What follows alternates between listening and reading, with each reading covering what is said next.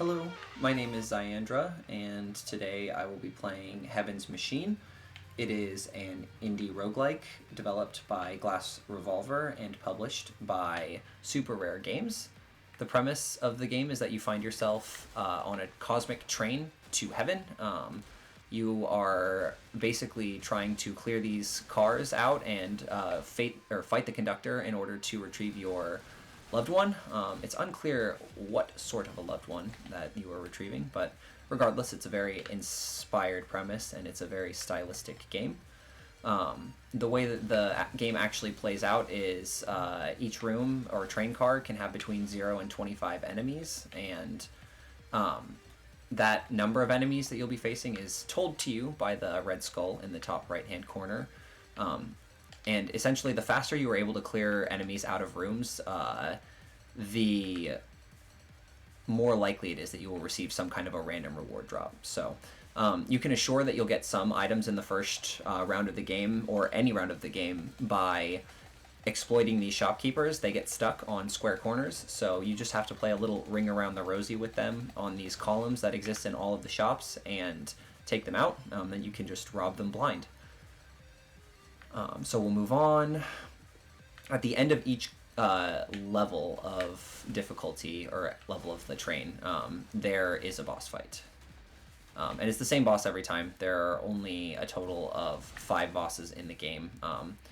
4 in the vanilla mode, and then if you beat the vanilla mode one time, you get the demiurge, which is an alternative final boss in a harder game mode where everything is randomized and you can fight like the end game difficulty enemies right from the get-go, and it's a fun time.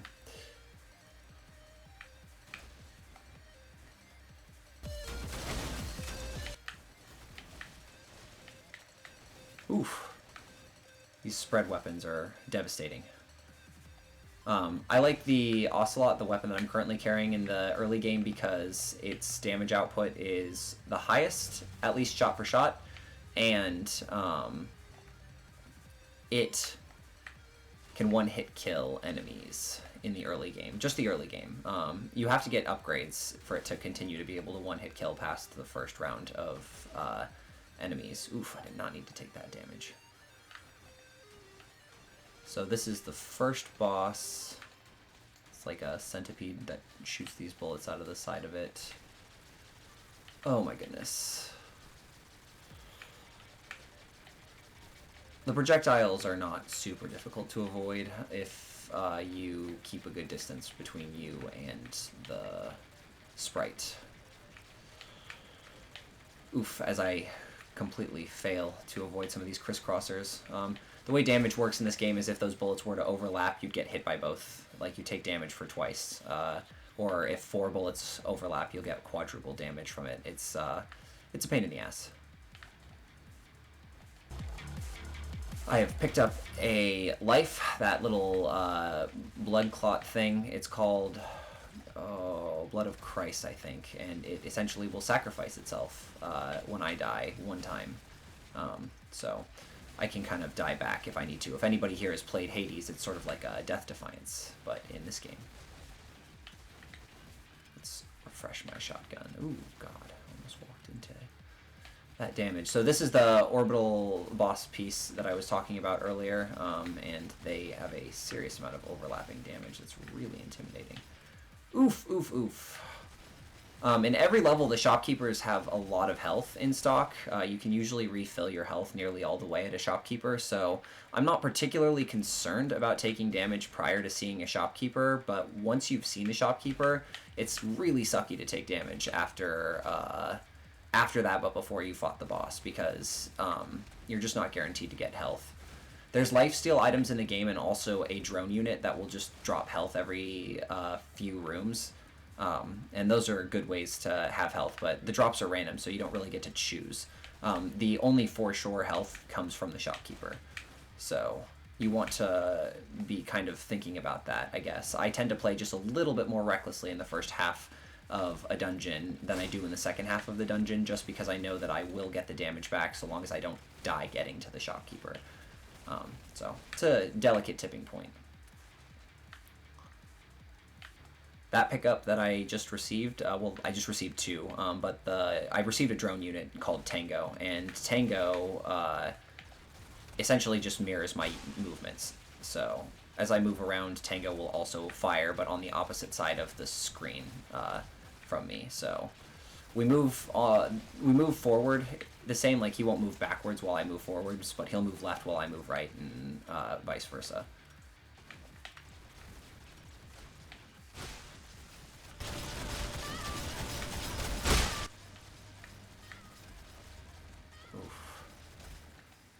Boom. Alright, so this is the aforementioned shopkeeper room, and of course, naturally, I'm full health, so let's just go ahead and collect that. That was a good upgrade. So that item, the spread, the bullet spread, it becomes kind of crucial here later in the game. Tango makes killing the shopkeeper so easy because of his mirroring. You can just kind of muzzle Tango right up into him and hit him with everything you got. Usually some of your damage goes into the wall while you're taking him down. You know, it's an exploit. It's not really how you're supposed to do that. So it's nice because Tango is kind of like lossless damage. So this room has like no cover points. The rooms are not randomly generated. The rooms are all seemingly pre-canned but randomly ordered. You're not guaranteed to get every room, and it seems that the pre-canned levels are area specific. So like there's levels designed for the first, or there's rooms designed for the first level, rooms designed for the second level, etc. I just picked up the health drone unit. So this is the second boss. The best thing to do with the second boss is to just kind of keep your distance. He fires this corona of bullets, and the further away from him you are, the easier that corona of bullets is to dodge. So I tend to move in circles because there's always kind of a spot in it where he's not. It's like it's got holes essentially, and it's usually behind where he thinks you are. So spread damage, works him down. It's good call, good time. So we're going to try to shift over to what I believe is a dominant strategy for the second half of the game. It's you want to get bullet spread because you need to turn every weapon into the game into a shotgun, and then you want to pick up this weapon because it's got a high rate of fire, and just hope to crap that it's enough. Woof. Oh my god. Well, lifesteal's coming in kind of clutch right here. But this is a great weapon because, especially with Tango, the amount of like screen that you can just cover with bullets is really high. And oh Jesus, whoa! I think I may have just popped my my Death Defiance. Let's see here, yeah, I don't have my Death Defiance anymore. I just died. That's funny. All right, so clutch strategy, you know, just spin to win, run in, hope you don't die. But then I died. It's just in these later rooms, it's really kind of difficult to stay alive just by, like, ratting it out. If you hide behind cover for too long, the orbital projectiles are almost certainly going to get you. So, even with half RPM, this gun tends to have good enough crowd control to be workable. So, in the later game, and especially with certain advantages, I tend not to... melee guys will get you every time. Oh, man.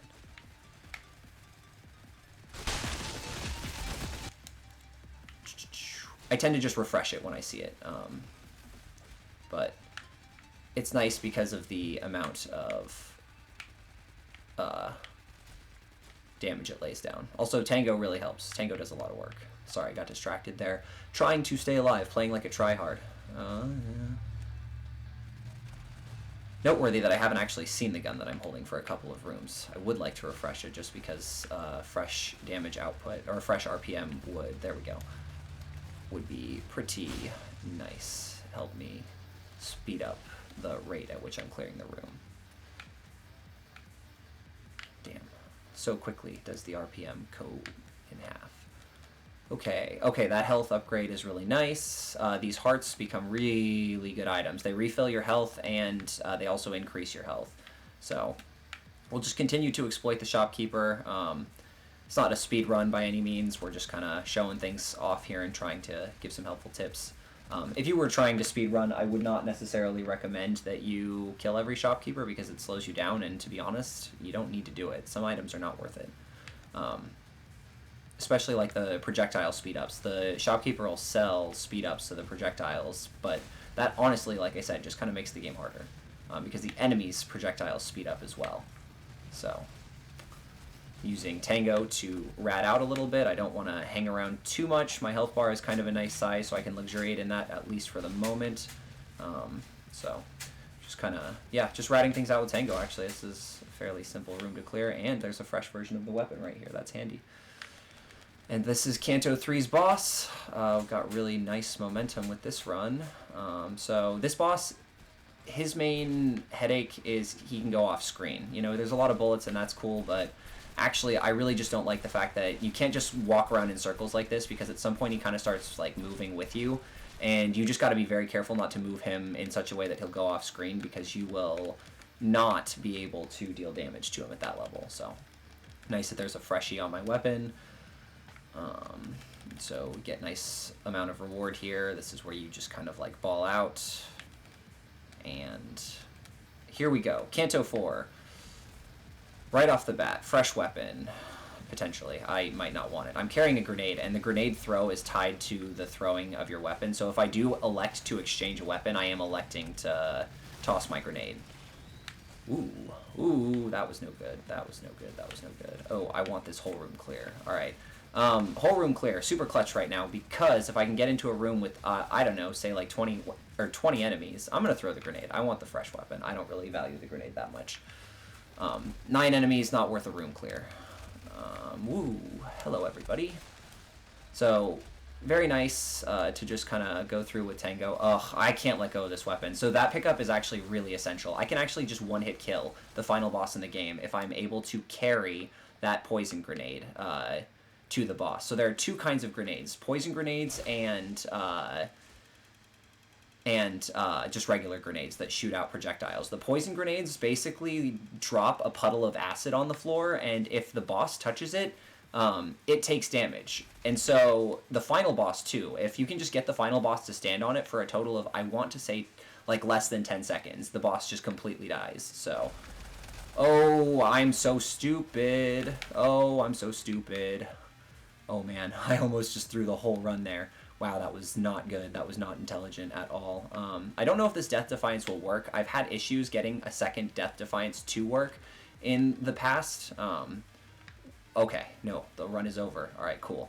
So here's the demiurge. You throw down the poison puddle, and you essentially just walk him around it, and you have 1 Heaven's Machine.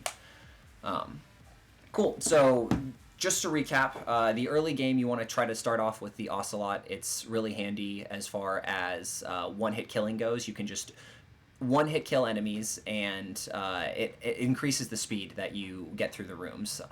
Some of the shotguns can also one-hit kill the enemies, crucially, if you can get all of the bullets on them, and that's kind of a gamble.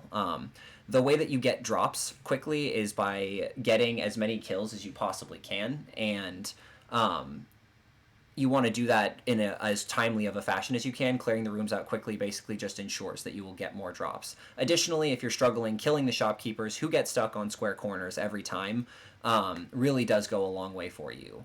Also, if you ever get a poison grenade, that will one-hit a boss, like I just showed you with the final boss. You just need to make sure that you are able to carry it that far. So anyway, my name is Iandra. This has been a little tip walkthrough of Heaven's Machine.